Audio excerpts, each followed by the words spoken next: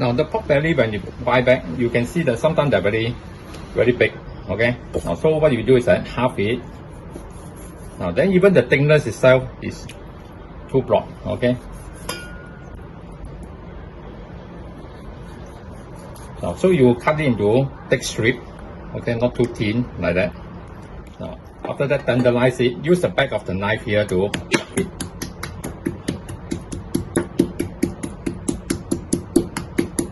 Okay, after that, arrange them and cut into bite size.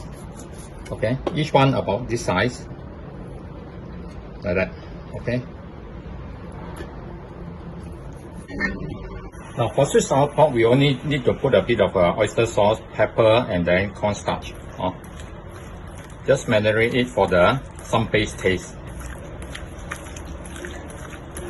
Okay, then you set it aside for 15 minutes or so. Now we are going to put 2 tablespoons of tapioca flour and 2 tablespoons of water. Okay, mix them well first. Now you can see that this is a wet coating. It's meant to have it to stick onto the dry flour afterward. Alright. So instead of using egg white, which can turn watery very fast, this is a more effective method. Alright. Now the next step here is to coat it with a dry flour. Now, so what we do is that we use a equal ratio, let's say 2 spoons of tapioca flour, and then 2 spoons of sweet potato flour. Okay, mix them first. Now, so now you have your left hand here and the right hand here. Use the left hand to handle the wet item, and then the right hand here to handle the dry item. Okay, so you pick up all these pieces, and then use this hand to mix it with the dry flour. Now, so after one coating, do a second coating and then shake it off and then put it here onto another plate. Now take a look. Now after I coat all of them, you can see that those are in the beginning now already changed color already. Alright, they have absorbed the wet flour and become yellowish. Alright, and the loose flour will not drop off when you do the frying. Alright, so this will slowly turn into this color as they absorb the wet flour. Now we are preparing to do the frying. Now make sure that before you do the frying, pick up all the pieces and then loosen them up. Alright, they tend to stick together. Okay, you can see small bubble coming up. Here's the temperature you need. Now, do not drop it too high, otherwise the oil will spill. Right? Go very near to the surface and put it in.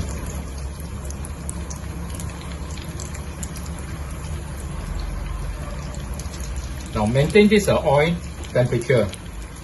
There are 2 fries. The first fry is to make sure that the meat are cooked. The second fry is to get it to be crispy. Alright? So don't move it, otherwise the flour will take off. Okay? Keep it for a while, let it form out first. Now you can see that the bubble, there are a lot of bubble here. These are the moisture from the batter. If you move it, you just shift it like that. Don't stir it.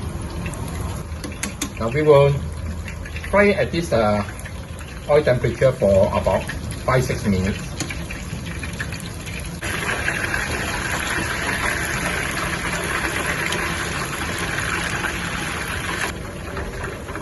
Now after about 5 minutes, you can see that the color already changed to light brown, and also you can hear the sound is more silent already. So coming up.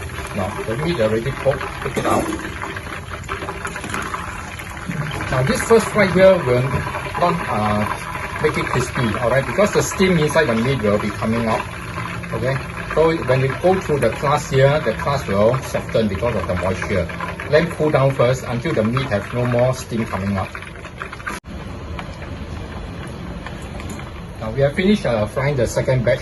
This first batch here already cooled down sufficiently. You can hold it and you can see that it is much softer already. Alright, because the moisture coming out from the meat get the crust wet already. So here our oil, we put it to high heat. Get it to be very hot for this frying. Now this second frying is going to be about 10 seconds only, just to remove the moisture from the crust. Now make sure don't leave it there for too long, because if the meat inside gets heated up again, then the steam will come out again. Now you check the oil whether hot enough. Once you get it in, you see the bubble is very violent, then it is hot enough. Put in all your pork in. Now you can see that they already start bubbling. Alright. Now these are the moisture coming out. Now if you are not sure of the timing, you look at the bubble. Once it dies down, that means the moisture has been removed. Okay, you can see that the bubble is no more so dense already. Alright, remove them now. And you can see that the color is darker already. Okay. Put it onto the plate and then cool down. Put in 1 tablespoon of first. Put in the capsicum first and use the lowest fire. Fry until you can smell the flavor from the capsicum.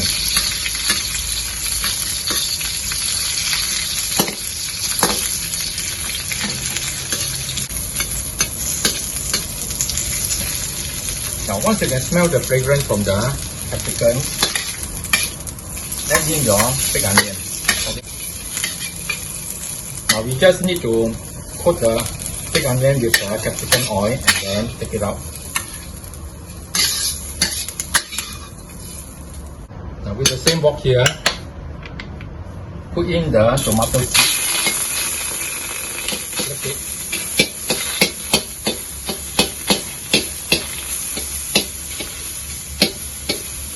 Now cook it until they soften. Add in all your sauce here with all the water. Okay. Now these are the chili, tomato and fishy sauce plus the sugar.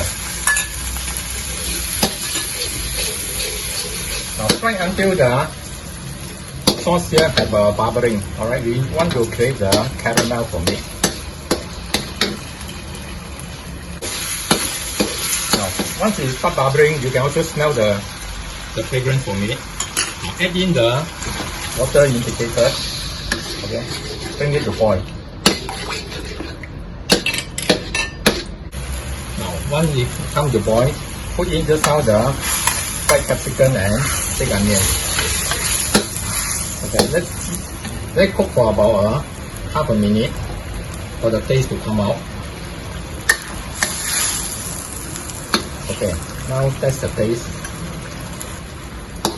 Now is the time for you to adjust accordingly, whether you want it sweeter or more tomato ketchup. Now check that they are thick enough to cling on to the item. Okay, if it's not, add a little bit of thickening.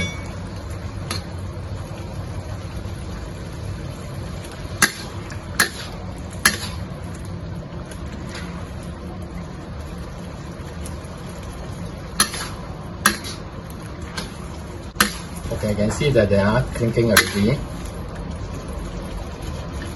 Now add in the cucumber and the tomato. Okay, off the fire. It's no more piping hot.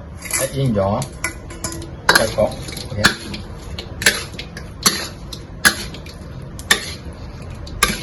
Okay.